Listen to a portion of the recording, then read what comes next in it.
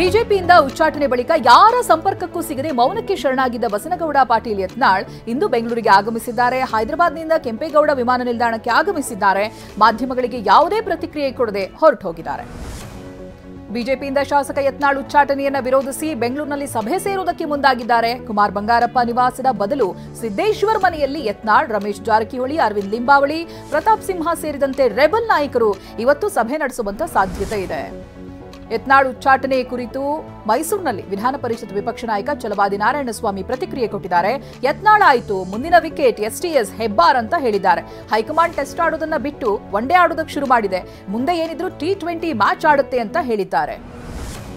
ಬಿಜೆಪಿಯಲ್ಲಿ ಹುಲಿ ಅಂತ ಯಾರೂ ಇಲ್ಲ ಅಂತ ಉಚ್ಚಾಟಿತ ಶಾಸಕ ಯತ್ನಾಳ್ಗೆ ಛಲವಾದಿ ನಾರಾಯಣಸ್ವಾಮಿ ತಿರುಗೇಟನ್ನ ಕೊಟ್ಟಿದ್ದಾರೆ. ಹುಲಿ ಅಂತ ಹೇಳಿದವರನ್ನ ಕಾಡಿಗೆ ಕಳಿಸಿಬಿಡ್ತಾರೆ. ಯತ್ನಾಳ್ ಪರ ನಾವಿದ್ದೇವೆ ಅಂತ ಯಾರೂ ಹೇಳಬಾರದು, ಹೈಕಮಾಂಡ್ ನಿರ್ಧಾರವನ್ನ ಯಾರೂ ವಿರೋಧಿಸಬಾರದು ಅಂತ ಹೇಳಿದ್ದಾರೆ. ತಮ್ಮ ಮೇಲೆ ಕೊಲೆ ಸುಪಾರಿ ನಡೆದಿತ್ತು ಅಂತ ಆರೋಪಿಸಿರುವಂತ ಎಂಎಲ್ಸಿ ರಾಜೇಂದ್ರ ಇವತ್ತು ತುಮಕೂರು ಎಸ್ಪಿಗೆ ದೂರನ್ನ ಕೊಟ್ಟಿದ್ದಾರೆ. ನಿನ್ನೆ ಡಿಜಿ ಜೊತೆಗೆ ಮಾತುಕತೆಯ ಬಳಿಕ ಮಾತನಾಡಿರುವಂತಹ ರಾಜೇಂದ್ರ 2024ರ ನವೆಂಬರ್ನಲ್ಲಿ ಕೊಲೆ ಯತ್ನ ನಡೆದಿತ್ತು ಅಂತ ಹೇಳಿದ್ದಾರೆ. ಸಚಿವ ರಾಜಣ್ಣ ಸಿಡಿಸಿದ ಹನಿ ಟ್ರಾಪ್ ಬಾಂಬ್ ಸದ್ಯ ರಾಜ್ಯ ರಾಜಕಾರಣದಲ್ಲಿ ದೊಡ್ಡ ಗದ್ದಲವನ್ನು ಎಬ್ಬಿಸಿದೆ. ಈ ನಡುವೆ ಸಿಐಡಿ ತಂಡ ಹನಿ ಟ್ರಾಪ್ ವಿಚಾರಣೆಯನ್ನ ತೀವ್ರಗೊಳಿಸಿದೆ. ಸಚಿವರು ಉಲ್ಲೇಖಿಸಿರುವ ಸ್ಥಳಗಳ ಪರಿಶೀಲನೆ ನಡೆಸಿದೆ. ರಾಜಣ್ಣ ಮನೆಯ ಅಕ್ಕಪಕ್ಕದ ಸಿಸಿಟಿವಿಗಳನ್ನ ಸಿಐಡಿ ಅಧಿಕಾರಿಗಳು ಪರಿಶೀಲಿಸಿದ್ದಾರೆ. ಹನಿ ಟ್ರ್ಯಾಪ್ ಗದ್ದಲದ ನಡುವೆ ಡಿಸಿಎಂ ಡಿಕೆ ಶಿವಕುಮಾರ್ ರಾಜೀನಾಮೆಗೆ ಆಗ್ರಹ ಕೇಳಿ ಬಂದಿದೆ. ಡಿಸಿಎಂ ಸ್ಥಾನದಲ್ಲಿ ಮುಂದುವರಿಯೋದಕ್ಕೆ ಯೋಗ್ಯರಲ್ಲ. ಡಿಸಿಎಂ ಶಿವಕುಮಾರ್ರನ್ನ ಸಿಎಂ ಸಿದ್ದರಾಮಯ್ಯ ಉಚ್ಚಾಟಿಸಲಿ, ಸಿಎಂ ಕೈಯಲ್ಲಿ ಉಚ್ಚಾಟಿಸುವುದಕ್ಕೆ ಆಗದೇ ಇದ್ರೆ ಡಿಕೆಗೆ ಸ್ಥಾನ ಬಿಡ್ಲಿ ಅಂತ ಛಲವಾದಿ ನಾರಾಯಣಸ್ವಾಮಿ ಹೇಳಿದ್ದಾರೆ. ಬಸ್, ಮೆಟ್ರೋ, ವಿದ್ಯುತ್ ದರ ಏರಿಕೆ ಬೆನ್ನಲ್ಲೇ ಪ್ರತಿ ಲೀಟರ್ ನಂದಿನಿ ಹಾಲಿನ ದರ ₹4 ಏರಿಕೆ ಮಾಡಲಾಗಿದೆ. ನಂದಿನಿಯ ಎಲ್ಲಾ ಬಗೆಯ ಹಾಲಿನ ದರ ಲೀಟರ್ಗೆ ₹4 ದುಬಾರಿಯಾಗಲಿದೆ. ನೀಲಿ ಪ್ಯಾಕೆಟ್ ಹಾಲು ಲೀಟರ್ಗೆ ₹42 ಇದ್ದಿದ್ದು ₹46ಕ್ಕೆ ಏರಿಕೆಯಾಗಲಿದೆ. ಟೋಂಡ್ ಹಾಲು ಅಂದ್ರೆ ನೀಲಿ ಪ್ಯಾಕೆಟ್ ಹಾಲು ಲೀಟರ್ಗೆ 42 ಇದ್ದಿದ್ದು 46ಕ್ಕೆ ಏರಿಕೆಯಾಗಿದೆ. ಇನ್ನು ಹೋಮೋಜಿನೈಸ್ಡ್ ಹಾಲು ಲೀಟರ್ಗೆ 43 ಇದ್ದಿದ್ದು 47ಕ್ಕೆ ಏರಿಕೆಯಾಗಿದೆ. ಹಸಿರು ಪ್ಯಾಕೆಟ್ ಹಾಲು ಲೀಟರ್ಗೆ 46 ಇದ್ದಿದ್ದು 50ಕ್ಕೆ ಏರಿಕೆಯಾಗಿದೆ. ಕೇಸರಿ ಪ್ಯಾಕೆಟ್ ಹಾಲು ಲೀಟರ್ಗೆ 52ಕ್ಕೆ ಏರಿಕೆಯಾಗಿದೆ. ಇನ್ನು ಮೊಸರು 1 ಕೆಜಿಗೆ ₹50 ಇದ್ದಿದ್ದು ₹54 ಆಗಿದೆ.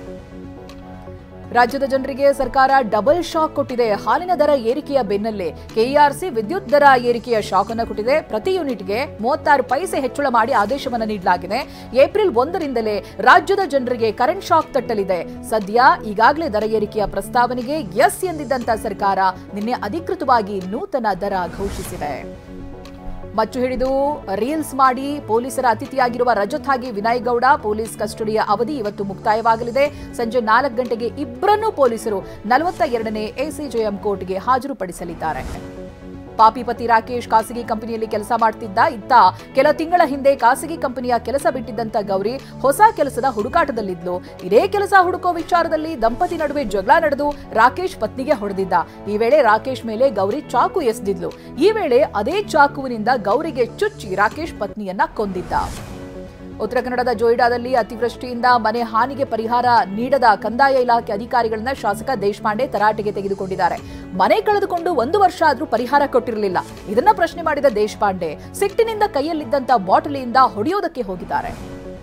ಮಾಜಿ ಸಚಿವ ಜೆಡಿಎಸ್ ನಾಯಕ ಡಿಸಿ ತಮ್ಮಣ್ಣ ಪತ್ನಿ ಮಂಡ್ಯ ಜಿಲ್ಲೆ ಭಾರತೀನಗರದಲ್ಲಿರುವ ಸರ್ಕಾರಿ ಪ್ರೌಢಶಾಲೆ ಪದವಿ ಪೂರ್ವ ಕಾಲೇಜು ಖಾಲಿ ಮಾಡಿ ಅಂತ ಡಿಡಿಪಿಐಗೆ ಪತ್ರ ಬರೆದಿದ್ದಾರೆ. ಸರ್ಕಾರಿ ಜಾಗ ಇರದ ಹಿನ್ನೆಲೆ ಈ ಹಿಂದೆ ತಮ್ಮಣ್ಣ ತಮ್ಮದೇ ಜಾಗದಲ್ಲಿ ಸರ್ಕಾರಿ ಶಾಲೆಯನ್ನ ಆರಂಭಿಸಿ ಮೂಲ ಸೌಕರ್ಯವನ್ನ ಕಲ್ಪಿಸಿದ್ರು.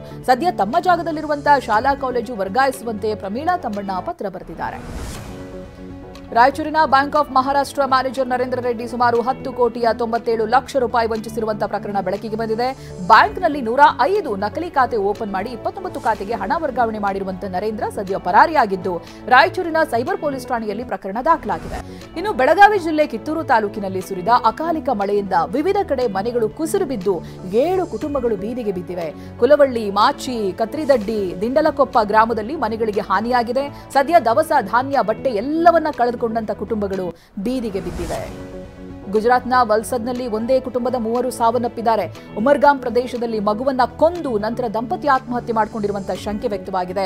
ಜಾನ್ಸಿ ಮೂಲದ ಶಿವಂ ವಿಶ್ವಕರ್ಮ, ಆತನ ಪತ್ನಿ ಆರತಿ, 2.5 ವರ್ಷದ ಮಗ ಮೃತಪಟ್ಟ ದುರ್ದೈವಿಗಳಾಗಿದ್ದಾರೆ. ಮೃತ ಶಿವಂ ಸ್ನೇಹಿತ ಮನೆಗೆ ಬಂದಾಗ ಪ್ರಕರಣ ಬೆಳಕಿಗೆ ಬಂದಿದೆ. ವಕ್ಫ್ ತಿದ್ದುಪಡಿ ಮಸೂದೆ ವಿರುದ್ಧ ಪ್ರತಿಭಟನೆಗೆ ಅಖಿಲ ಭಾರತ ಮುಸ್ಲಿಂ ವೈಯಕ್ತಿಕ ಕಾನೂನು ಮಂಡಳಿ ಕರೆ ನೀಡಿದೆ. ಇಂದಿನ ಸಾಮೂಹಿಕ ಪ್ರಾರ್ಥನೆ ವೇಳೆ ಕಪ್ಪು ಪಟ್ಟಿಯನ್ನ ಧರಿಸುವಂತೆ ಕರೆ ಕೊಟ್ಟಿದೆ. ರಂಜಾನ್ ಮಾಸದ ಕೊನೆಯ ಶುಕ್ರವಾರವಾಗಿ ಸಾಮೂಹಿಕ ಪ್ರಾರ್ಥನೆಯಲ್ಲಿ ಪಾಲ್ಗೊಳ್ಳುವಂತೆ ಮನವಿ ಮಾಡಲಾಗಿದೆ. ಲಂಡನ್ನ ಕೆಲಾ ಕಾಲೇಜಿನಲ್ಲಿ ಭಾಷಣ ಮಾಡ್ತಾ ಇದ್ದಾಗ ಅಡ್ಡಿಪಡಿಸಿದ ವಿದ್ಯಾರ್ಥಿಗಳನ್ನ ಮಮತಾ ಬ್ಯಾನರ್ಜಿ ತರಾಟೆಗೆ ತೆಗೆದುಕೊಂಡಿದ್ದಾರೆ. 1990ರ ದಶಕದ ಆರಂಭದ ತಮ್ಮ ಹಳೆಯ ಫೋಟೋವನ್ನ ತೋರಿಸಿದ್ದಾರೆ. ತಾವು ವಿರೋಧ ಪಕ್ಷದಲ್ಲಿದ್ದಾಗ ತಮ್ಮನ್ನ ಕೊಲ್ಲುವಂತ ಪ್ರಯತ್ನ ನಡೆಸಲಾಗಿತ್ತು ಅಂತ ಅವರು ಹೇಳಿಕೊಂಡಿದ್ದಾರೆ.